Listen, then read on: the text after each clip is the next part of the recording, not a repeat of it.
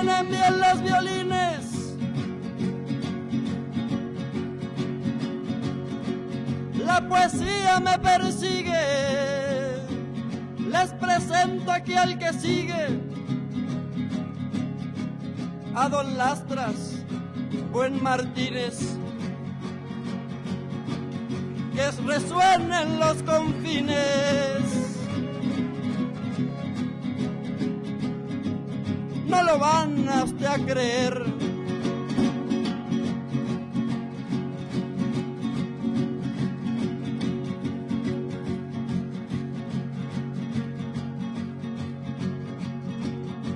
Yo lo digo con querer.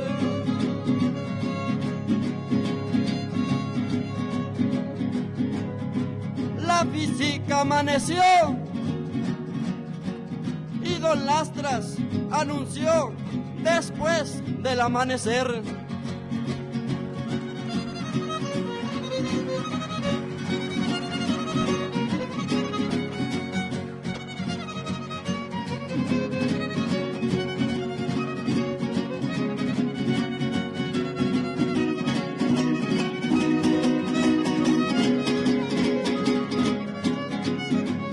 Yo le quiero agradecer al buen Lastras Martínez su amor en los confines. Por el profe fue a crecer. A Candelario fue a querer, lo acogió de corazón y hoy le canto con pasión.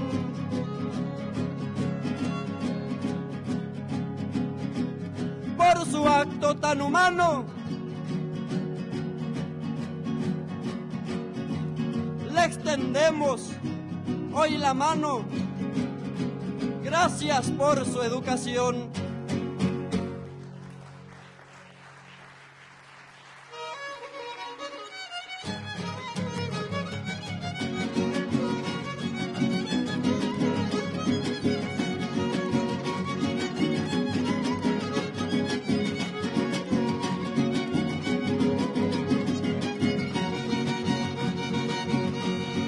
Voy a salir a campear hasta San Luis Potosí, hasta San Luis Potosí. Voy a salir a campear. Voy a salir a campear hasta San Luis Potosí, hasta San Luis Potosí. Voy a salir a campear. A ver si puedo lazar un caballito que vi para llevarme a pasear a una muchacha de aquí.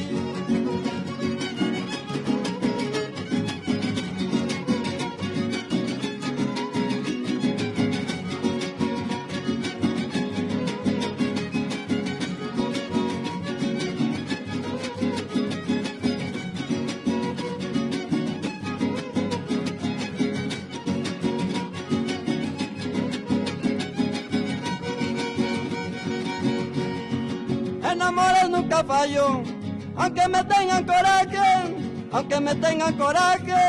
En amores nunca fallo.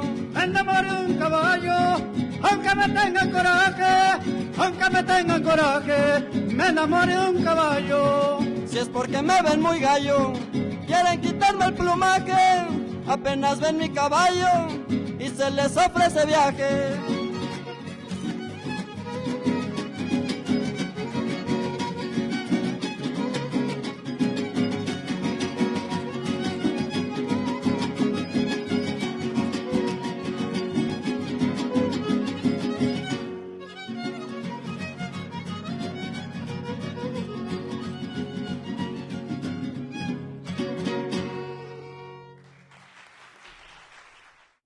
Cumplidamente a los organizadores de este coloquio por la oportunidad que me dan de platicar algo acerca de Candelario, lo cual por supuesto para mí es un gran placer por el contacto que yo tuve con él y pues por el aprecio realmente que le tenía.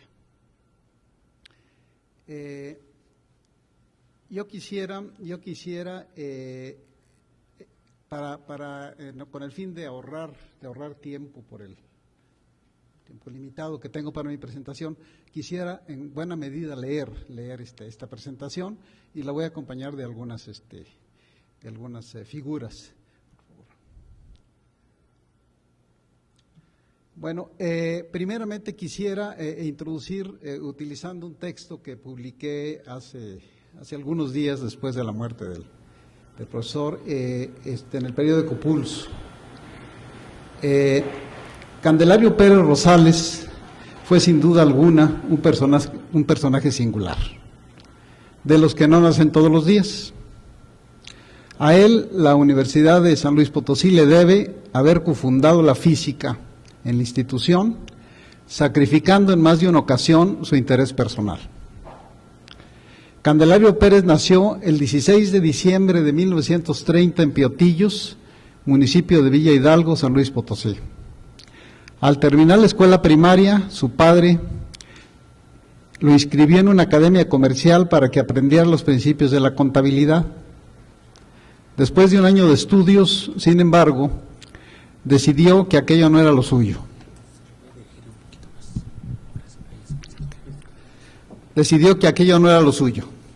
Y se enroló en la entonces Escuela Secundaria de la Universidad Autónoma de San Luis Potosí.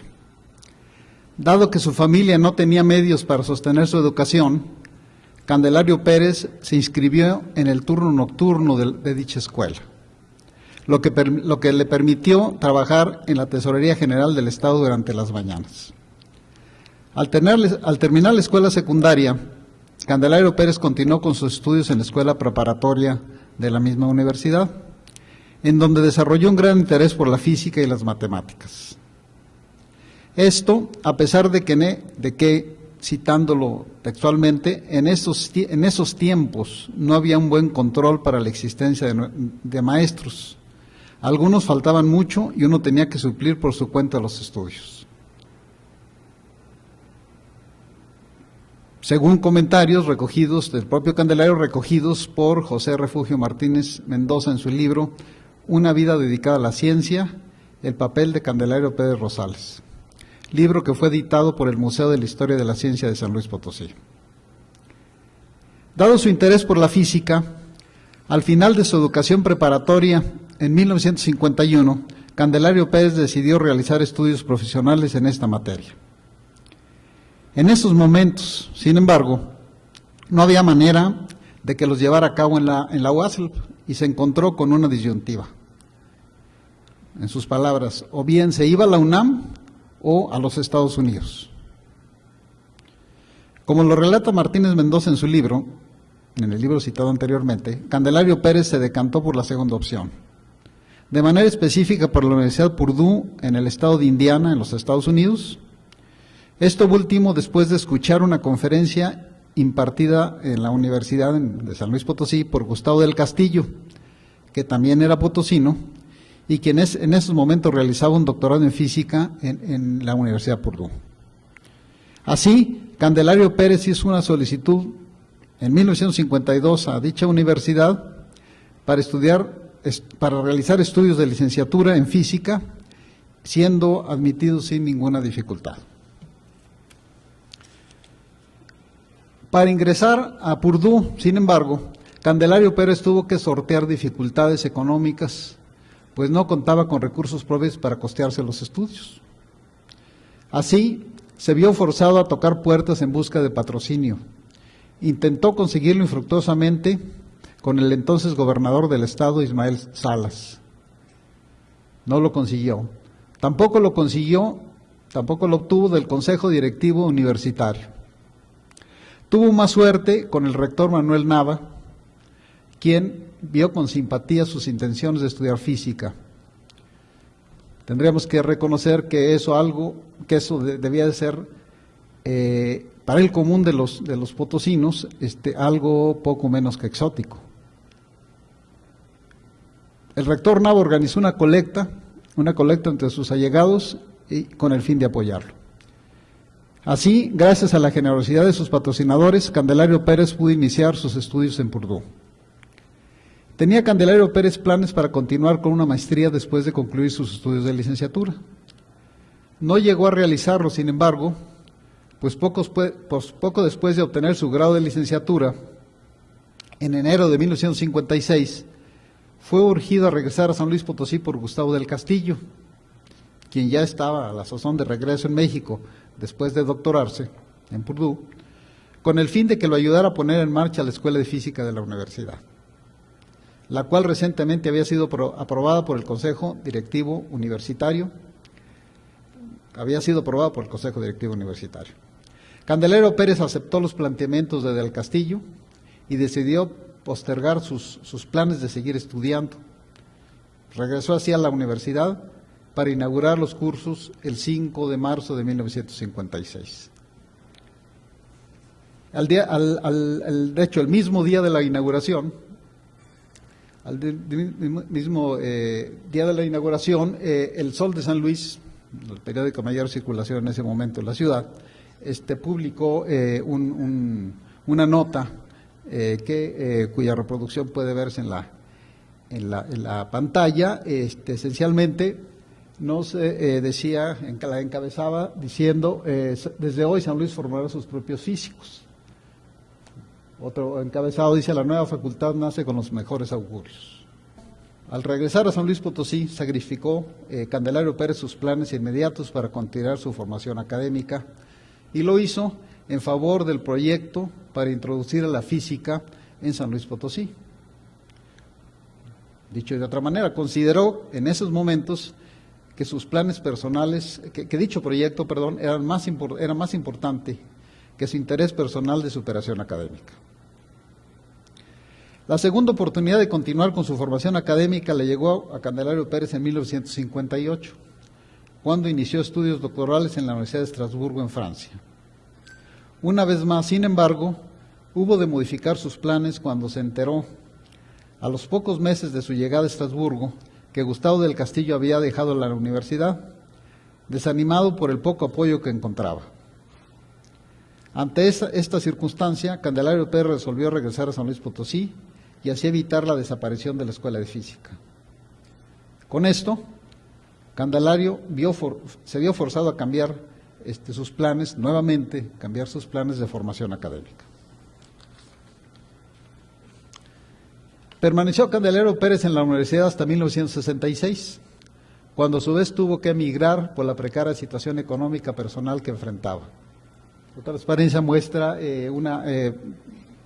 de acuerdo con la fecha de la portada de la revista, esto ocurrió un poco antes, en junio de 1966, un poco antes de que Candelario partiera para la Ciudad de México, para el Instituto Mexicano del Petróleo.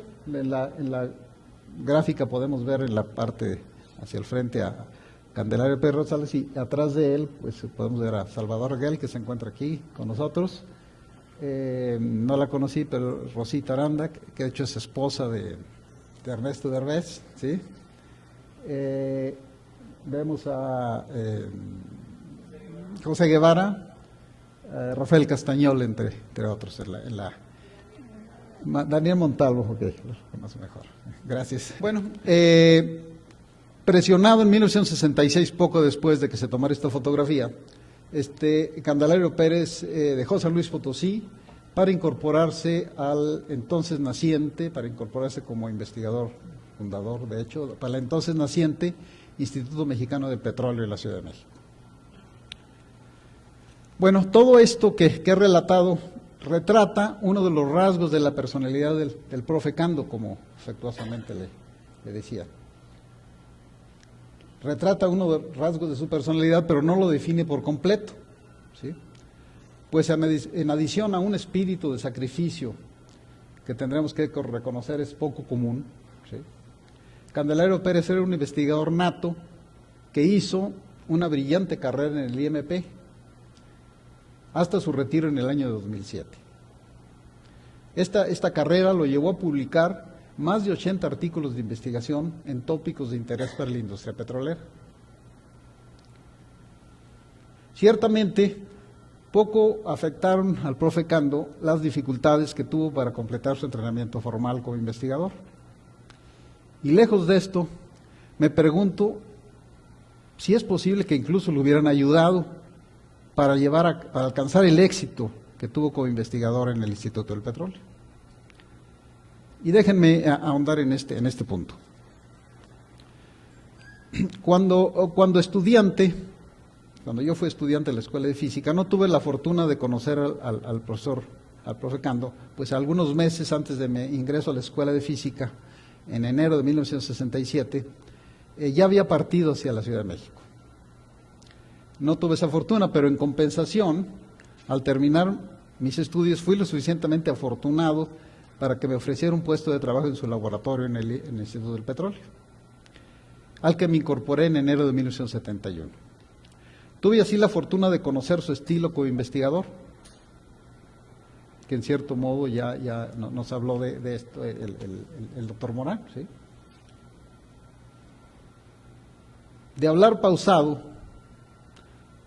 enfocaba los problemas de investigación con una gran frescura y naturalidad, y se abocaba a su solución de una manera calmada, lo cual iba muy acorde con su personalidad. Y permítanme ofrecer un ejemplo. Siendo todavía estudiante en San Luis Potosí, me tocó asistir a un seminario. No recuerdo la fecha exacta, pero tendría que haber sido alrededor de 1969. Un seminario que impartió en la Escuela de Física. No tengo presentes todos los detalles del seminario, pero sí recuerdo que nos habló de un método que había ideado para determinar de manera experimental los parámetros de porosidad de un agregado de partículas irregulares. Si bien en forma vaga, recuerdo que el procedimiento era muy simple, como todas las cosas que él así presentaba, ¿sí? Se basaba en arrojar agujas al azar sobre el espécimen a analizar, y contar el número de intersecciones que dichas agujas tenían con las superficies de las partículas del agregado. Hace algunos días, cuando Flash me invitó a participar en este coloquio, decidí satisfacer una curiosidad que he tenido por más de medio siglo y buscar en la literatura el artículo en el que el profe Cando publicó el método que había ideado. Encontré varias publicaciones, varias referencias, a partir de 1969. La imagen que se muestra en esta lámina, por ejemplo, corresponde a la primera página de un artículo publicado en el Journal of Sedimentary Petrology en diciembre de 1972. Y en él describe un método estadístico para determinar la esfericidad de un agregado de partículas. La esfericidad de una partícula se define como el área de la superficie de una esfera con un volumen igual al de la partícula, dividida entre la superficie real de la partícula. De tal manera que para una esfera, bueno, pues la esfericidad resulta ser igual a 1 y diferente de 1 para una superficie irregular. El método propuesto consiste en consolidar el agregado de partículas con un aglutinante y cortar al azar obleas y exponer las superficies que resultan. Se coloca enseguida sobre la superficie una red cuadrada y se determinan varios parámetros geométricos del agregado de partículas, incluyendo el número de intersecciones de los perímetros de las partículas y o de los espacios vacíos. Esto permite determinar las características del agregado, incluyendo su porosidad y esfericidad. El método es notable por dos características. Primero, su simplicidad teórica y experimental, así como su conexión directa a un problema de ingeniería petrolera. Este problema es la determinación de las características de porosidad de las rocas en las que se encuentra contenido el petróleo. Aquí en la figura, en la derecha de la figura tenemos los resultados experimentales de Candelario en cuanto a la medición de la esfericidad, que está en la línea continua contra la línea punteada que correspondería al resultado, digamos, teórico, ¿sí? Entonces podemos ver que en la medida que el número de intersecciones crece, o sea, el número de partículas se hace pequeño comparado con la malla, pues tenemos que los resultados experimentales coinciden con los resultados teóricos simples. Podríamos preguntarnos, ¿habría Candelario Pérez tenido el enorme éxito que tuvo en el IMP, en la solución de problemas prácticos, de haber tenido un entrenamiento formal como investigador? Esto, por supuesto, es imposible saberlo, y en cierto modo la pregunta resulta un tanto ociosa. Hay que hacer notar, sin embargo, que un entrenamiento a nivel doctoral muchas veces lleva a una rigidez intelectual que hace difícil, al menos en los primeros años después de dicho entrenamiento, cambiar de intereses de investigación, ¿sí? Es conocido que, yo lo he oído de algunos managers de grupos de investigación en industrias, por ejemplo, donde tiene que llevarse, en laboratorios industriales, donde tiene que llevarse a cabo proyectos muy aplicados de interés, no para el investigador, sino de interés para la industria, que pues prefieren no contratar doctorados en ciencias o doctorados, sino maestros en ciencias que son más flexibles para realmente hacer el trabajo que les van a encomendar. Entonces, queda, por supuesto, la pregunta abierta, ¿habría tenido este éxito tan grande que tuvo como investigador? En otras circunstancias, bueno, no lo sabemos, pero pues existe la posibilidad. Bueno, quisiera yo hablar entonces ahora, realmente referirme más al título de mi trabajo.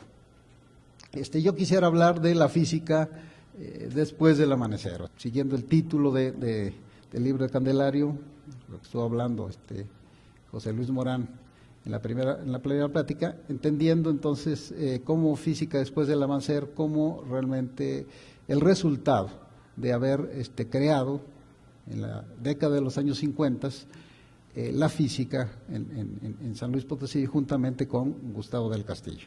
Bueno, como resultado del impulso que le dieron Candelario Pérez y Gustavo del Castillo, la física en la universidad avanzó de manera ininterrumpida, si bien lentamente en un inicio.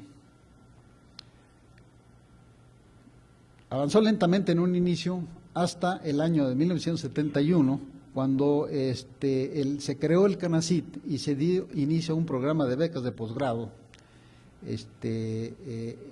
Antes de esto, un programa masivo realmente de becas de posgrado. Antes de esto, las oportunidades de un egresado de la Escuela de Física, las oportunidades que tenía para formarse como investigador, pues eran limitadas, y la historia del profe Cando pues nos lo muestra muy claramente, ¿sí?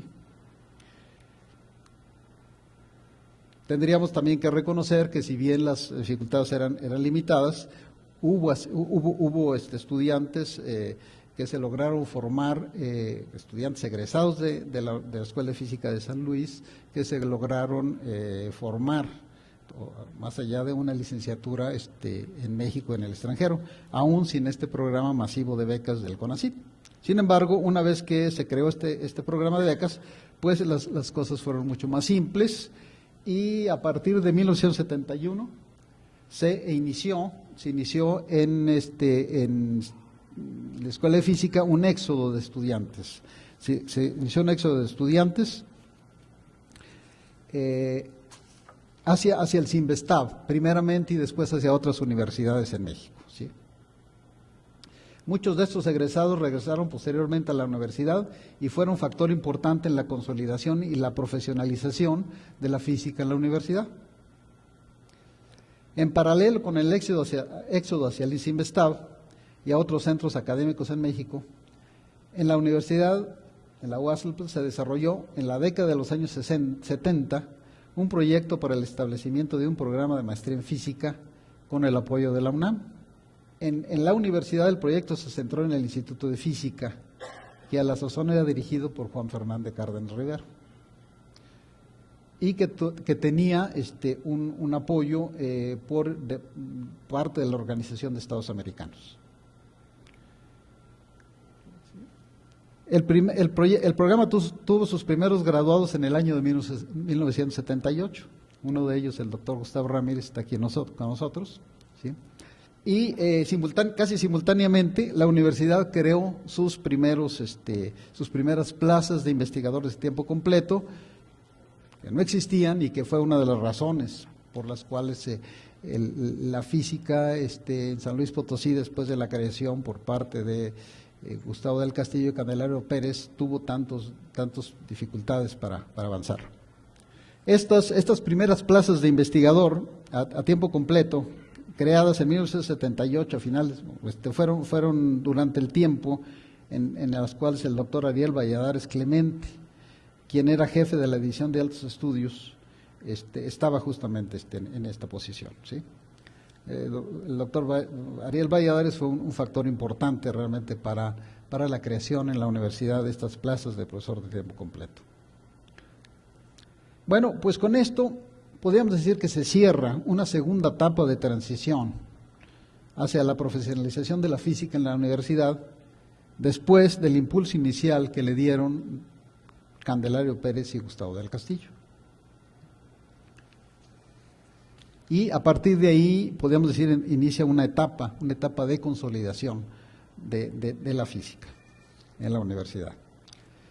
Después de una ausencia de más de 10 años, mi interacción con la universidad se reanudó en 1983. En ese año, siendo profesor del Departamento de Física del CINVESTAB, se me comisionó por un día a la semana con el objeto de iniciar un proyecto de investigación en el Instituto de Física de la Universidad de la UASLP, en el área de la física de materiales semiconductores. En uno de mis viajes semanales a la universidad me pude enterar, por boca del doctor Francisco Mejía Lira, de una oferta de la Subsecretaría de Educación Pública, entonces a cargo del doctor Jorge Flores, para crear un programa de doctorado en física en la universidad.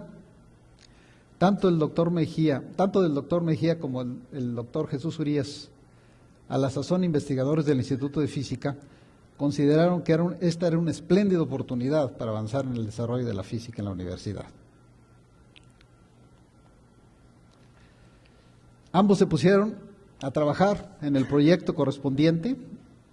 Yo tuve una muy modesta colaboración en la parte relativa a la investigación experimental, proyecto que fue aprobado en el verano de 1983 por el Consejo Directivo Universitario y posteriormente por la Subsecretaría de Educación, que en una primera etapa aprobó 2 plazas para profesores de tiempo completo para atender este programa doctoral.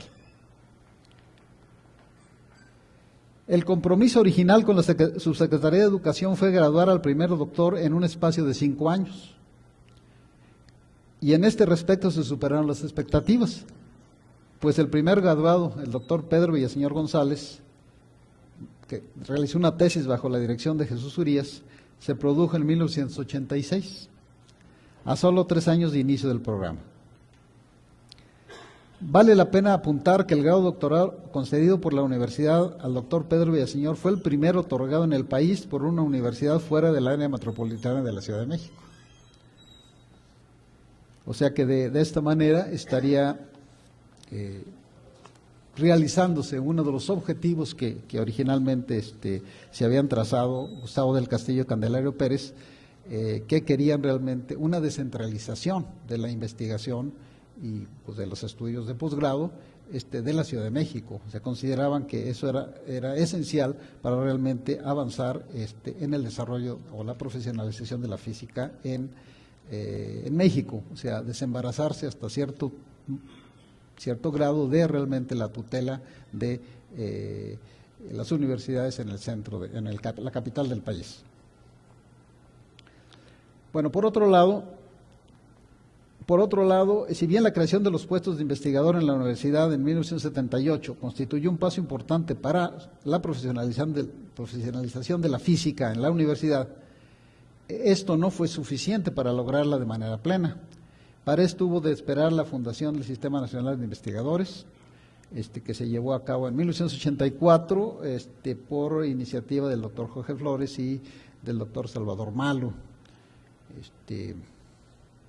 siendo el secretario de Educación el licenciado Jesús Reyes Heroles. Una vez fundado el Sistema Nacional de Investigadores, la física en la universidad que creció de manera paulatina a partir del núcleo original.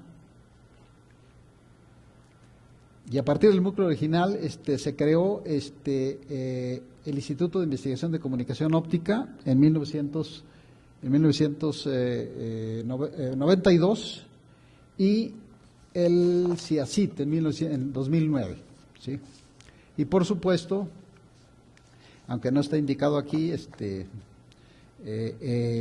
en este intervalo o a raíz de esto se creó también el IPICIT, que fue fundado por el doctor José Luis Morán, que está aquí con nosotros, y no sé, ¿me podrías quizás decir, José Luis, exactamente en qué año fue la creación del... ¿Perdón? En el año 2000 se creó el IPICIT, siendo el doctor Morán profesor, investigador del Instituto de Física, ¿sí? Bueno, el número de investigadores en la universidad en el área de la física creció de manera continua y hasta alcanzar 58 investigadores en la actualidad, repartidos entre los 3 institutos de investigación y la Facultad de Ciencias. En cuanto a la calidad de la investigación llevada a cabo en la universidad, un parámetro para medirles el número de investigadores que son miembros del SNI y su distribución en los diferentes niveles. En la actualidad, 87 investigadores de la universidad son miembros del SNI, con la siguiente distribución: 17 investigadores, este es en el área realmente de la física, ¿verdad? 17 en el nivel 3, 14 en el nivel 2, 39 en el nivel 1 y 17 en el nivel candidato. Otro parámetro que indica la calidad de la investigación en la física en la universidad son las numerosas distinciones que han recibido sus investigadores, las cuales incluyen 2 premios nacionales de ciencias. El primero otorgado al doctor José Luis Morán y el segundo al doctor Magdaleno Medina. Con relación al impacto de la investigación en física, la física realizada en la universidad, el QS University Rankings, en su versión de Latinoamérica en 2015, sitúa a la universidad en 8º lugar en América Latina y en 2º lugar en México en cuanto a citas por artículo. Este es solamente uno de las estadísticas que muestran que realmente la investigación que se hace en la universidad es una investigación de calidad. Los tópicos de investigación en la universidad se diversificaron a lo largo de las 3 últimas décadas, aunque en cierta medida se orientaron hacia la física y la tecnología de los materiales, lo mismo que hacia la óptica. En cuanto a las facilidades de investigación, la universidad cuenta con una muy buena infraestructura relativa a la tecnología de caracterización de materiales por diferentes técnicas. Bueno, y quisiera aquí terminar esta intervención con una leyendo un párrafo final, a manera de epílogo. Regresó Candelario Pérez a San Luis Potosí en 2015 y tuvimos el privilegio de que aceptara de manera honorífica y a sus 85 años impartir un curso sobre la historia de la física a estudiantes de la licenciatura de Ingeniería Física de la universidad. Había aceptado igualmente participar en un proyecto para la reconstrucción de los instrumentos científicos que él construyó en la universidad en la década de los años 60. La muerte, desafortunadamente, lo sorprendió el pasado domingo. Esto se refiere a cómo se terminó el artículo publicado en el periódico Pulso. Sí, gracias. El siguiente domingo de su muerte. La muerte desafortunadamente lo sorprendió, y con esto vio una vez más interrumpidos sus planes, mas no los planes de la física que él contribuyó a crear en la universidad. Muchas gracias.